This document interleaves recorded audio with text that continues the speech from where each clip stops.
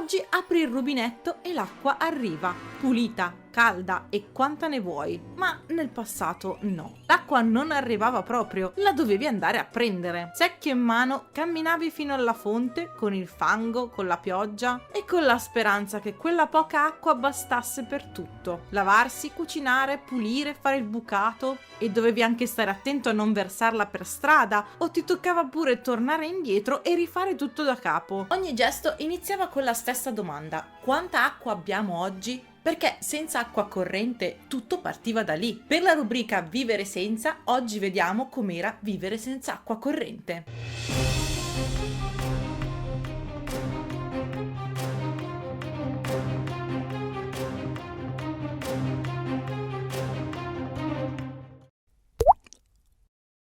Ogni giorno, prima di qualunque altra cosa, bisognava andare a prendere l'acqua. Era la vera apertura della giornata, più inevitabile del caffè, anche perché senza acqua non potevi mica farlo. Fino all'Ottocento inoltrato, la maggior parte delle persone si riforniva d'acqua da un pozzo pubblico, da una fontana o da un ruscello vicino. E vicino poteva significare pochi minuti o una camminata di mezz'ora e passa. Il percorso poi si faceva più volte al giorno, con qualsiasi clima. Quando arrivavi spesso trovavi una fila di donne, perché era quasi sempre un compito femminile, che aspettavano il proprio turno con secchi e brocche. Era molto importante arrivare presto, perché l'acqua del pozzo non era sempre uguale. Nelle prime ore era più limpida, durante la notte i sedimenti si depositavano sul fondo lasciando in superficie uno strato relativamente chiaro. Man mano che la gente cominciava a tirare su secchi, l'acqua si muoveva, si mescolavano i sedimenti, risalivano sabbia, terra e particelle. Risultato: chi arrivava tardi si trovava un'acqua decisamente più torbida. Presa l'acqua, dovevi tornare a casa con un bel carico. Un secchio pieno pesava tra i 10 e i 15 kg e non se ne portava uno solo, in molte famiglie se ne trasportavano 2 alla volta. Era un lavoro fisico vero e proprio, ripetuto ogni giorno, spesso più volte al giorno. E se durante il percorso inciampavi o rovesciavi il secchio, dovevi tornare al pozzo, non c'erano alternative. La qualità dell'acqua dipendeva non solo dall'ora, ma anche dal tipo di pozzo. Quelli più profondi erano relativamente puliti, quelli poco profondi invece assorbivano facilmente fango, foglie, insetti e residui del terreno circostante. Dopo i temporali l'acqua diventava spesso marroncina e inutilizzabile, almeno finché i sedimenti non si ridepositavano. Una famiglia comune consumava pochissima acqua, di solito tra i 10 e i 20 litri al giorno in totale, e con quella quantità bisognava fare tutto: cucinare, lavarsi mani e viso, sciacquare le stoviglie e garantire il minimo di pulizia in casa. Questa era solo la parte iniziale della giornata. Prima di cucinare, prima di pulire, prima di lavarsi, portare l'acqua a casa era il primo obbligo.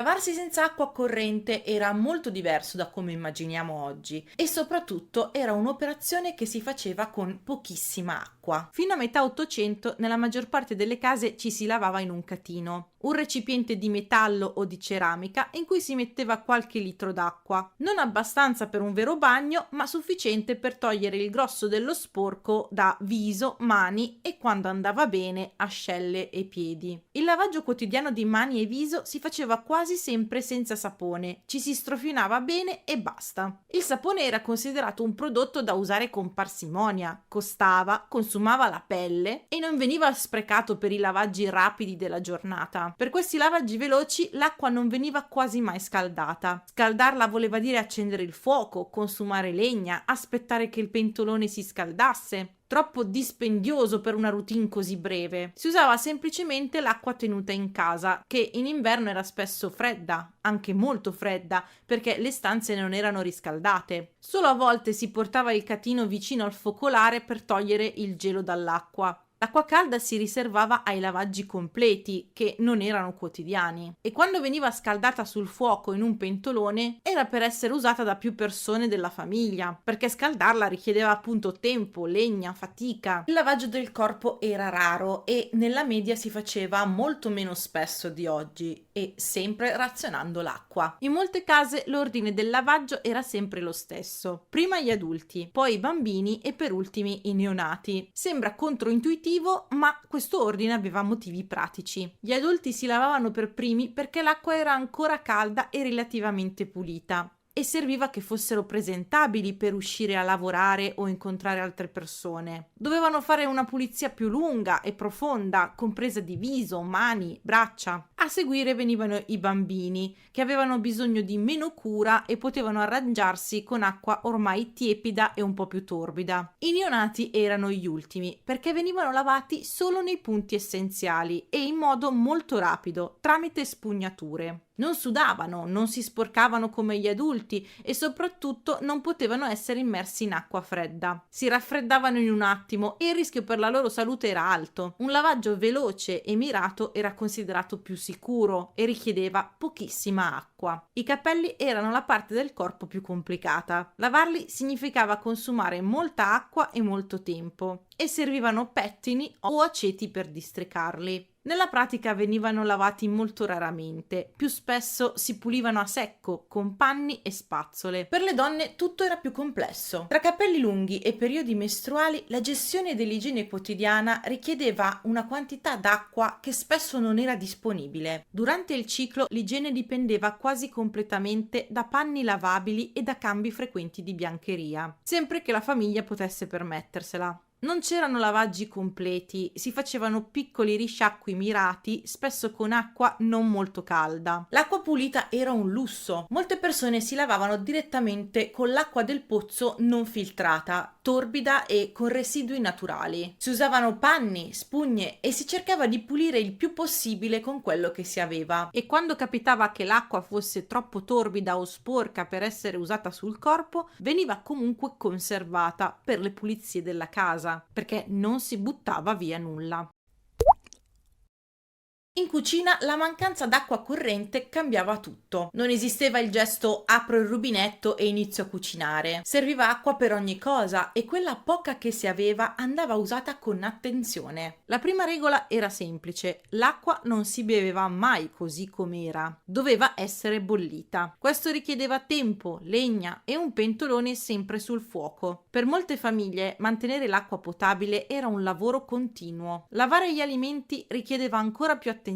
Frutta e verdura non si sciacquavano, si strofinavano con un panno e quando c'era abbastanza acqua si faceva un risciacquo veloce nel catino. Se l'acqua era poca si riutilizzava quella già usata per altri lavaggi, filtrandola appena. E la pulizia delle pentole non era come la immaginiamo oggi: niente detersivo, niente acqua corrente. Si usavano sabbia, cenere o paglia per togliere il grosso dello sporco. Di solito si riempiva un piccolo catino con acqua tiepida e si lavavano le stoviglie iniziando da quelle meno sporche. L'acqua veniva cambiata solo quando diventava troppo torbida e a volte nemmeno allora. Semplicemente si toglievano i residui più grossi e si continuava a lavare. Il vero problema era la quantità. Per cucinare un pasto servivano diversi litri per bollire, sciacquare gli ingredienti, lavare le stoviglie e pulire il tavolo. Questo significava fare più viaggi al pozzo solo per la cucina. Nelle giornate in cui si cucinava qualcosa di più elaborato, come pane o minestre per tante persone, la cucina era il luogo che consumava più acqua in assoluto e ogni secchio portato in casa era calcolato. E se durante la cottura cadeva qualcosa nell'acqua bollente, un insetto, un po' di fuliggine, residui portati dal vento,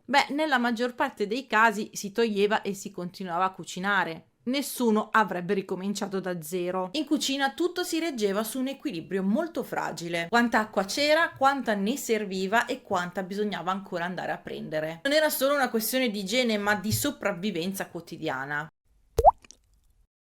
Il bucato era una delle attività che richiedeva più acqua in assoluto e senza acqua corrente significava andare avanti e indietro dal pozzo più volte per una singola giornata di lavaggio. Per bagnare, insaponare e sciacquare i panni servivano secchi pieni e spesso non bastava un'unica andata. Come abbiamo visto in Vivere senza lavatrice, il bucato veniva programmato in un giorno preciso, proprio perché richiedeva una grande quantità d'acqua tutta insieme. L'acqua calda era fondamentale per togliere lo sporco più ostinato, ma scaldarla richiedeva tempo, legna e pentoloni sempre sul fuoco. Nelle famiglie con meno risorse si lavava spesso con acqua fredda, con risultati molto più limitati. E poi arrivava il risciacquo, la parte che consumava più acqua in assoluto. Per ottenere un risciacquo decente serviva molta più acqua del lavaggio stesso, e quando l'acqua non era abbastanza i panni rimanevano leggermente insaponati, con l'odore di cenere, di grasso o di sapone duro, che non andava via nemmeno dopo l'asciugatura. Le tinozze più grandi richiedevano decine di litri solo per essere riempite. Ogni riempimento significava nuovi viaggi con secchi da 10 o 15 kg ciascuno. Era questo il nodo centrale, la totale dipendenza dal trasporto dell'acqua. E proprio nel bucato, più di qualsiasi altra attività, ci si rendeva conto di quanto fosse preziosa ogni singola goccia. Senza rubinetto tutto dipendeva dalla forza e dal tempo necessario per portare l'acqua in casa. Ma quando il bucato finiva, restava una grande quantità di acqua sporca e senza scarichi o tubature non spariva da sola, bisognava occuparsene come tutto il resto. E qui arriva un altro aspetto del vivere senza acqua corrente a cui di solito non pensiamo: gestire l'acqua dopo averla usata. Perché l'acqua sporca non è solo scomoda, ma può diventare pericolosa.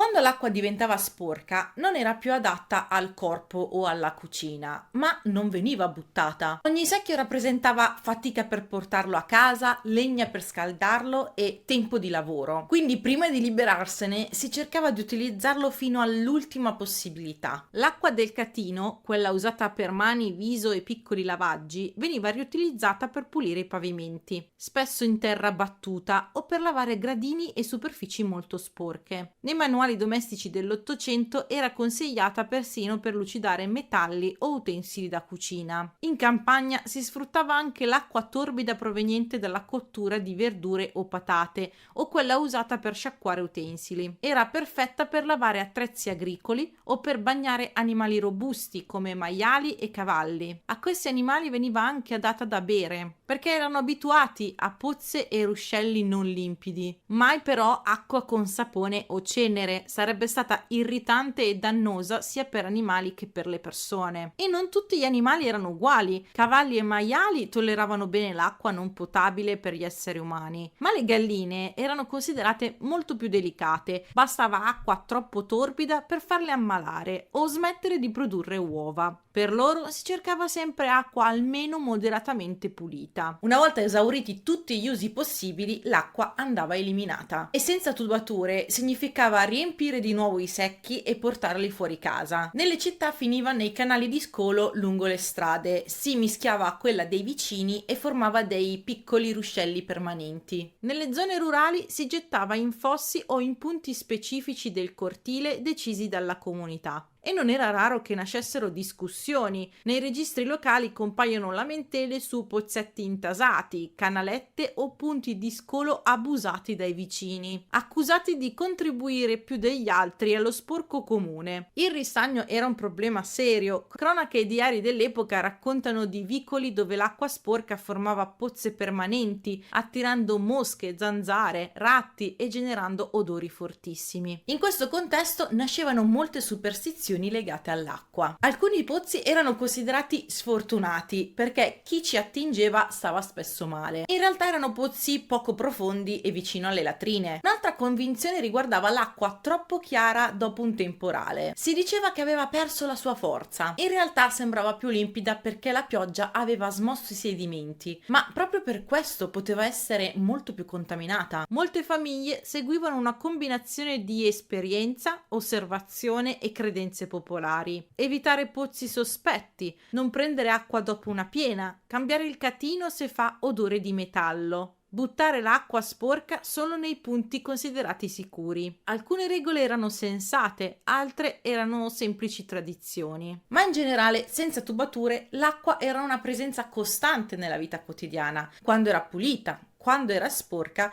e soprattutto quando diventava un problema da gestire. Dopo aver visto tutto questo, è chiaro che senza acqua corrente l'acqua non era solo acqua, era tempo, fatica, strada da fare. E ogni gesto della giornata dipendeva da quanta acqua eri riuscita a portare a casa. Poi, tra fine 800 e soprattutto nel Novecento, arriva la rivoluzione. Le prime reti idriche nelle città, i rubinetti nelle cucine, le tubature nei bagni. Non tutto in una volta, certo. Le case ricche prima e le altre molto dopo, ma il cambiamento è iniziato lì, anche se in molte zone rurali italiane l'acqua corrente è arrivata solo negli anni 60 o 70. Ed è questo che ha cambiato davvero la vita quotidiana. L'acqua non dovevi più andarla a prendere, trascinarla, scaldarla, filtrarla, conservarla. Era sempre lì, subito. Igiene, salute, tempo libero e lavoro domestico, tutto si è trasformato a partire da quel rubinetto. Lasciate un mi piace e iscrivetevi al canale se volete vedere altri video come questo. E se invece vi piacciono le magliette con le stampe un po' particolari come questa qui, guardate che carina coi gattini, le trovate su pumpling.com e usando il mio codice VVEveryday avrete delle calze omaggio. Vi lascio tutto in descrizione. Alla prossima, ciao!